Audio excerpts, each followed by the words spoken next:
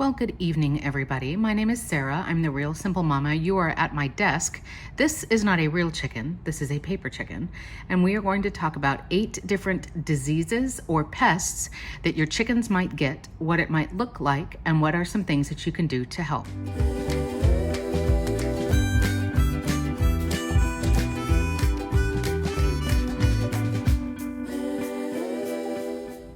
So good evening, welcome to my desk. And I am going to show you a paper chicken and be pointing randomly with my phantom hand here so that I can teach you about eight different diseases, conditions, worms, pests, things that your chickens might have. Now, first of all, this is a stock image that I can use for free, so haha. And second of all, I am not a vet, I am not a vet, I am not a vet. Repeat after me.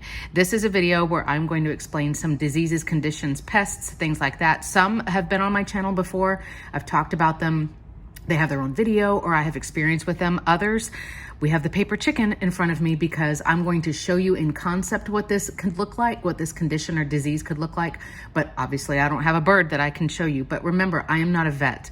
This video is designed to give you an idea, to give you a starting place, either where you can just kind of know of these diseases and these different conditions, these different ailments your chickens may have, so that you can have an arsenal, so that you have that knowledge instead of fear, right? We're all about knowledge, not fear here at Real Simple Mama.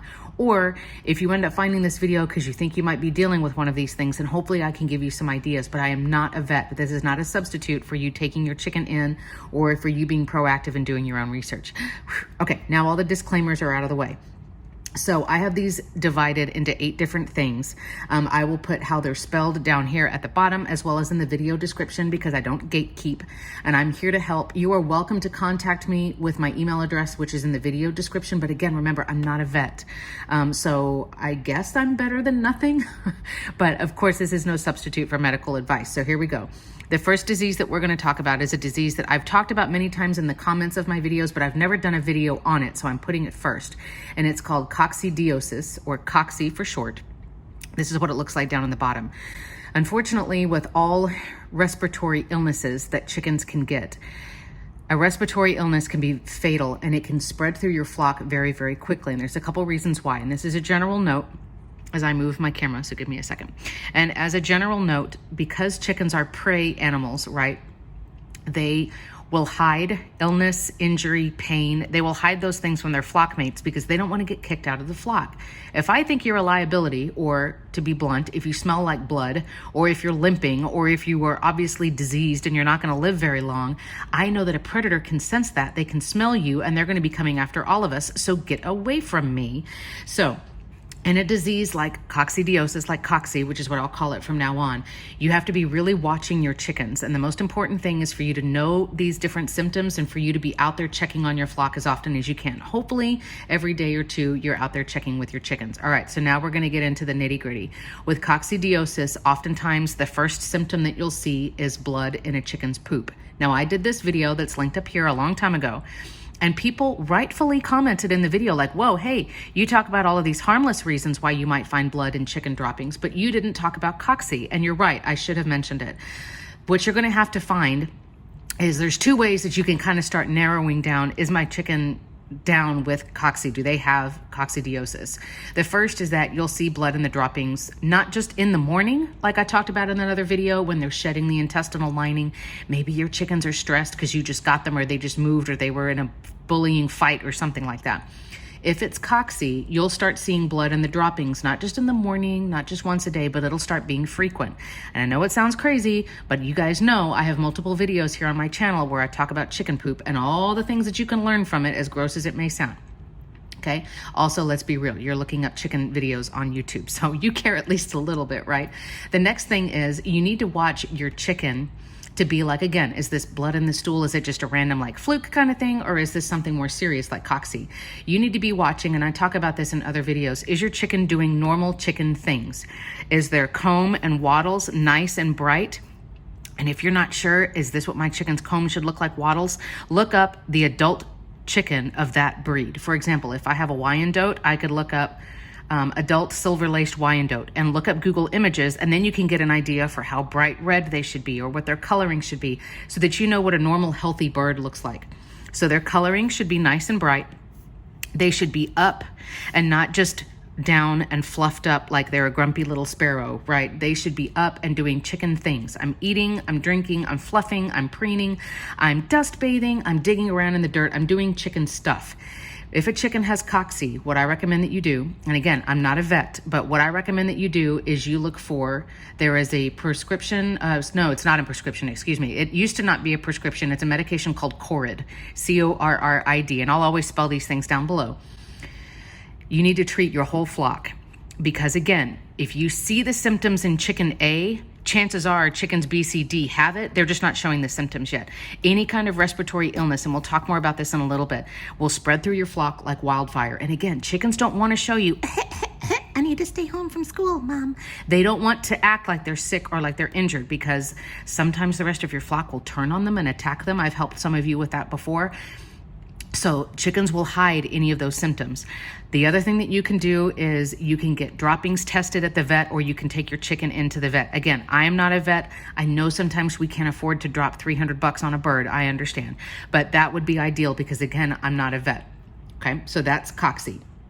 The next disease we're going to talk about really quickly, and it's very, very sad because there is no cure. There is a disease or a condition called Marek's disease. This is what it looks like. And it is a neurological condition that unfortunately can affect a chicken, it can affect your flock, and there is no cure.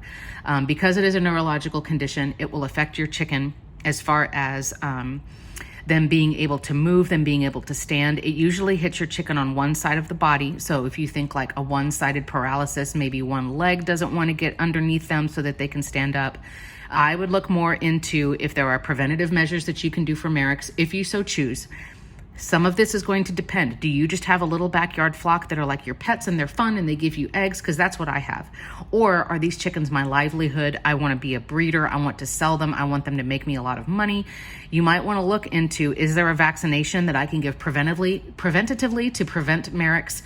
You can check if there is something that when you are buying new chicks, if they can get Marek's. But unfortunately, with Marek's, you want to consider looking at if there's something in that genetic line, if you've been breeding those birds, if you might want to cull or euthanize them, or what you want to do. Unfortunately, if you see a chicken who is stumbling, they're acting like something's going on neurologically, they're having partial paralysis, there is a really good chance that it is Marek's. Now, I'll say as a side note, if a chicken's acting like one leg is paralyzed, for example, the other thing I would look at is something like a sting or a bite from like a venomous spider or a wasp or something like that.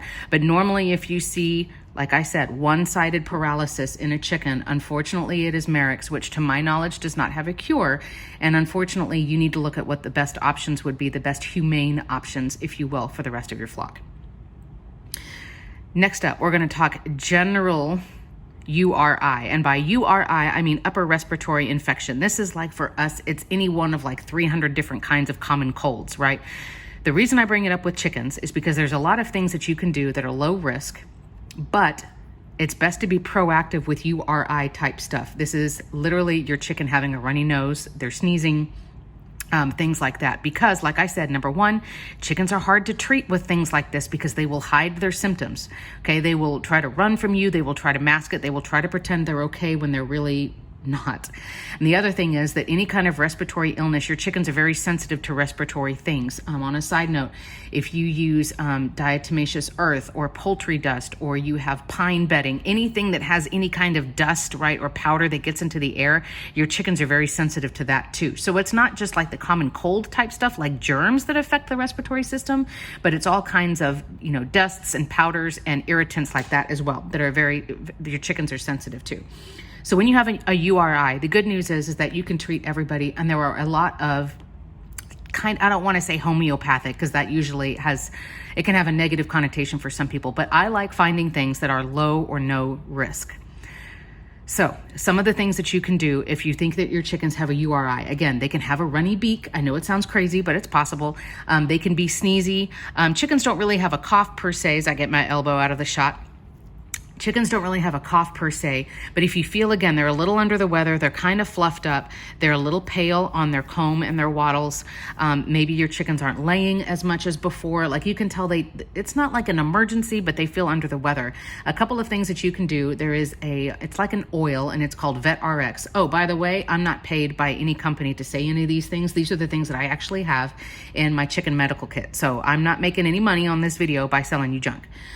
Vet RX is, if you pour it on the chicken's water or over their food, it's like an oil. And it's supposed to help. It's sort of like if you had Vicks Vapor Rub. Remember when you were a kid, it was that stuff that smelled like really strong and mom would put it on your chest and it smelled weird, but it helped clear your airways. Vet RX is kind of like that. And you can use it a couple of different ways. You can put it, if your chickens have small little drinkers, you can put it on top of the water of the drinker. As your chicken dips their beak in to drink, they're inevitably going to get a little bit of it on their beak and they're going to ingest a little bit of it. You can, I've heard people putting it on the chicken food, but I would think that would mess with the texture because it's an oil and it may make the food kind of gross. And again, you can always put helpful comments and suggestions down here in the comments as well, as we help each other and we learn.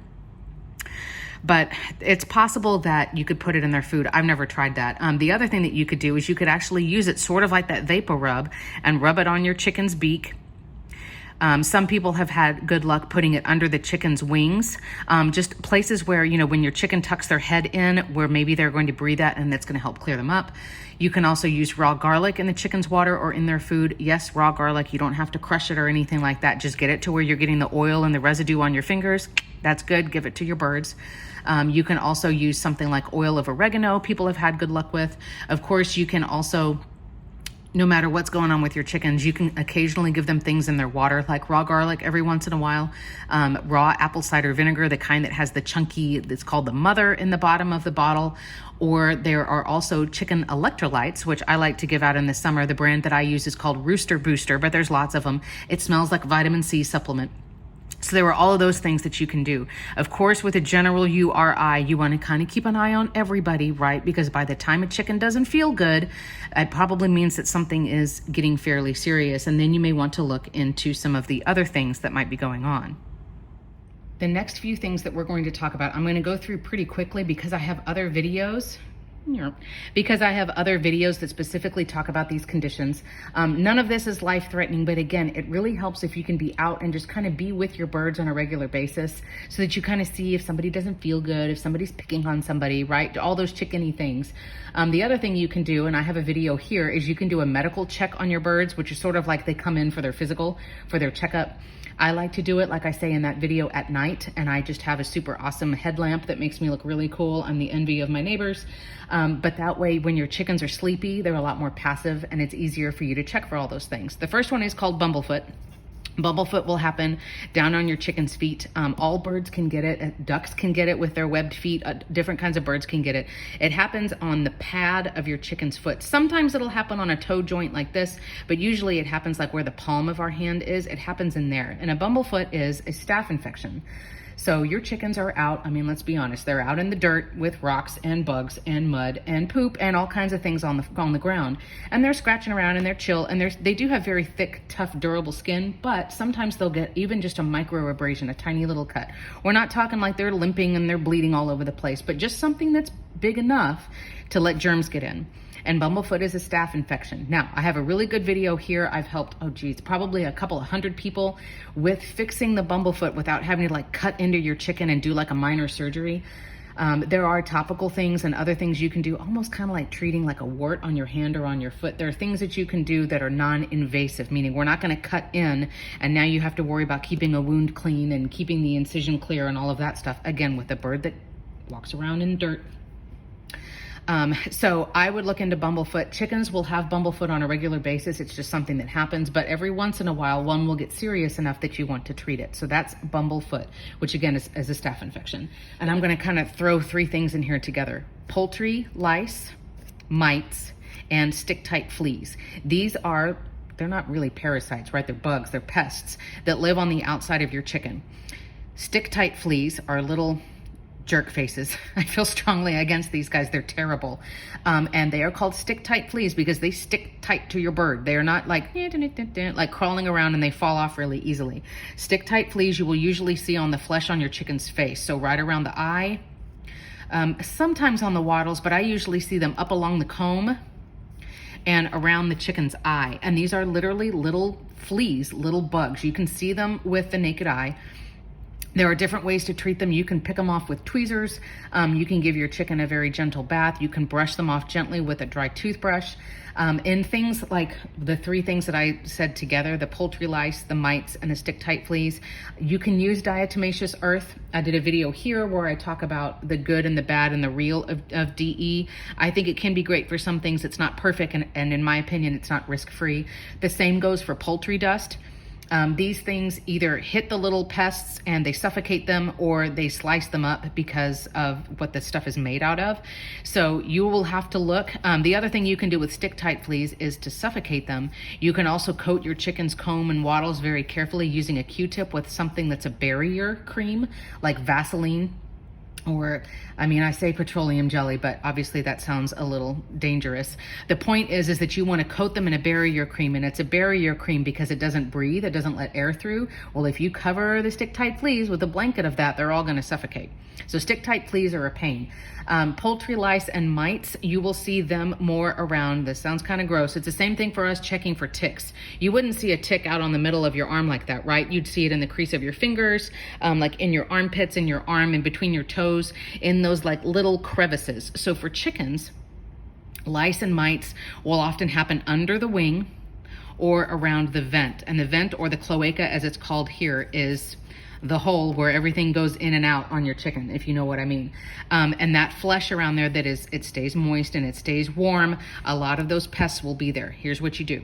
Like I said before, there's the barrier creams and there's the dust. The other thing that I will say is treat all of the chickens and treat the coop, because those guys are jumping on your chickens and multiplying while your chickens are up roosting at night. So any closed in space, if you have closed in nesting boxes, closed in chicken coops, you want to dust and deep clean all of those. I do have videos here in the Coop and Run playlist. Again, I'm not trying to sell you anything, I'm just trying to help.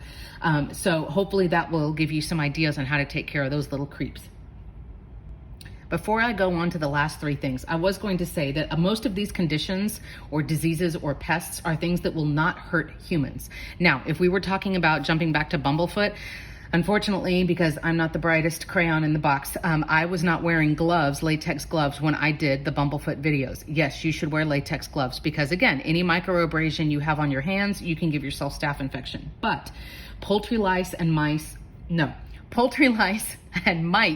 mice, and the stick-tight fleas are not a problem on mammals. They go after birds. So if you have to treat them, don't necessarily worry that they're going to come in your house and they're going to go after your children in the night and all of that stuff.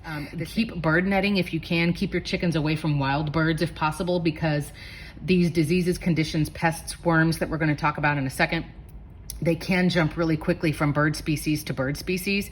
I used to have bird baths and like little wild bird seed feeders right next to my chickens, and I do not anymore. Okay, if you're still here, I commend you. We are going to talk about three more things, and this is where things get kind of gross and kind of weird, but I think it's important to talk about. Now, again, I don't want to show you photos. You can certainly go look those up, but I'm going to tell you sort of where they are and what's going on, and to an extent, some ideas on what you can do. So it is very possible that your chickens have worms. Don't freak out. A lot of outdoor animals will have some level of internal parasite. As I adjust, give me just a second. Will have some sort of internal parasite. That doesn't mean that they're dangerous. What's dangerous is when you get an overflow of them and there are too many, and their body says, I'm just past capacity and now I have too many. So I have done a video on Ivermax, which is a type of ivermectin. It is a medication that is a dewormer. Personally, what I choose to use, you can do injections and stuff too, but I worm my birds twice a year. And that means I use what's called a pour-on. And so I have the medication in a syringe, but I just put it on their skin back here. It absorbs into their bloodstream, and then anybody who's feeding on them on the inside, technically in theory, it might help against mites and lice too, because they're feeding on your bird right from the outside. And then that helps kill everything. So that's personally what I use. I had worms once with my chickens, gosh, probably 3 or 4 years ago. Did that treatment, done. And if you have to buy, you know, the bigger bottle because it's sold for bigger farm animals, chances are that amount of medication will last you a couple of years, so you'll be good. I do want to mention one worm specifically because I think they're really gross and they're creepy and weird, and you may have to do something different, and it's called gape worm. Gape worm, once you learn what it is, you're gonna be like, oh, dear God, that exists. A gape worm is a type of parasite. It's a worm that you can see with a naked eye that attaches in your chicken's throat, and it hangs down their throat. And it's feeding off of your chicken. And so you will see your chicken like stretching their mouth open, acting like, you know, when you have something stuck like in the back of your throat, like a popcorn kernel. It's always the popcorn kernels, right? And it's stuck back there like past your teeth, and you're trying to get it out without shoving your finger down your throat, and it's just a big old mess. If it looks like your chickens are yawning all the time and they're stretching their neck out, but they're not crowing and like, what is going on? It might be gape worm.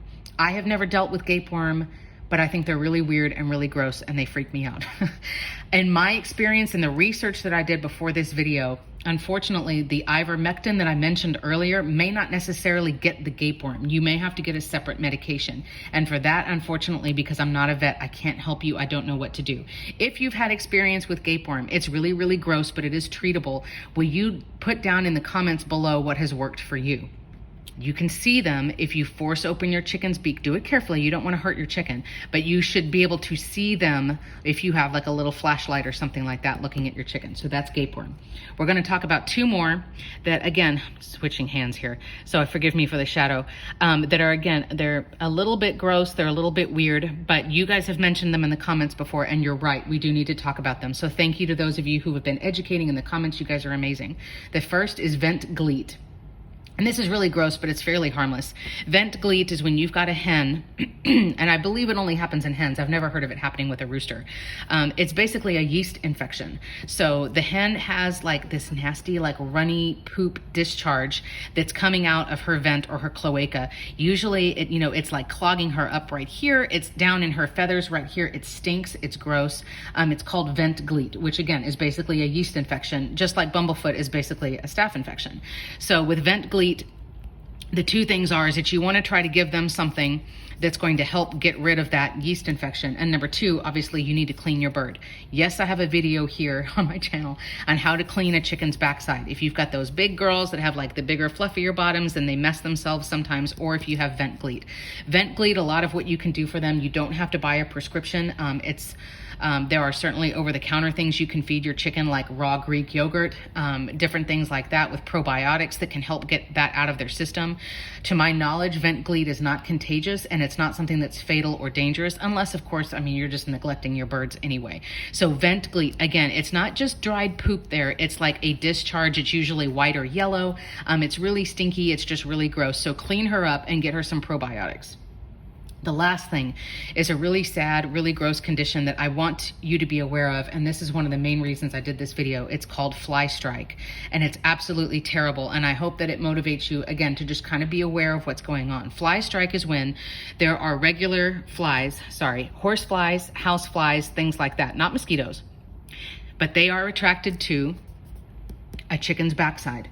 Again, either maybe it's a bigger girl and she's dirty back there, maybe it's hot and this is warm and moist back there. Who knows? But the flies get right around your chicken's vent, around their cloaca, and they lay eggs. And so your chicken is now harboring maggots that are growing in their skin and eating your chicken alive. Every case of fly strike that I've heard, it has happened here. It hasn't happened like on their eyes or anywhere else. It's always back here. And again, I'm here for knowledge, not fear. So I don't want to scare you, but hopefully this can help you. If you've let your chickens get really dirty back here, or you haven't really been checking on them that often, hopefully this motivates you. So with fly strike, you can soak your chicken in deeper water so that their vent is submerged, basically, and we try to drown the guys out.